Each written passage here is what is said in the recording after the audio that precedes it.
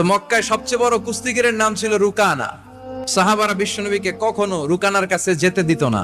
সাহাবারা ভাবতো বিশ্বনবী যদি রুকানার দরবারে যায় আর রুকানা যদি বক্সিং মেরে বসে তাহলে বিশ্বনবীর মানিজ্যত নিয়ে টানাটানি। তো বিশ্বনবী একদিন ফজরের সালাত শেষে লুকিয়ে লুকিয়ে মক্কার সবচেয়ে বড় বক্সার রুকানার কাছে চলে গেল, যে বলল, রুকানা আসলিম তাসলাম, ইসলাম মানো শান্তিতে থাকবা, দুনিয়ায়ও থাকবা আখেরাতেও থাকবা। সুবহানাল্লাহ পড়ে। রুকানা বলে, না আব্দুল্লাহর বেটা মোহাম্মদ, আমি তো কালিমা পড়বো না, যদি বক্সিং খেলে আমারে হারায় দিতে পারো তাইলে কালিমা পড়ব। বিশ্বনবী বললেন, আমি তো বক্সিং খেলি না রে বাপ। রুকানা বলল, তাহলে আমিও কালিমা পড়ি না। বিশ্বনবী রাজি হলেন। এবার বক্সিং খেলার পালা। রুকানা হাফ প্যান্ট পরে গায়ের মধ্যে জাইতুনের তেল মেখে এভাবে লাফাচ্ছে। তো বিশ্বনবী তার পজিশন নেয় না, বিশ্বনবী দাঁড়িয়ে আছে। রুকানা বলল, মোহাম্মদ আমি লাফাচ্ছি, তুমি লাফাও না কেন? বিশ্বনবী বললেন, না আমি লাফাই না, কারণ আমি সেলাইবিহীন লুঙ্গি পড়ি।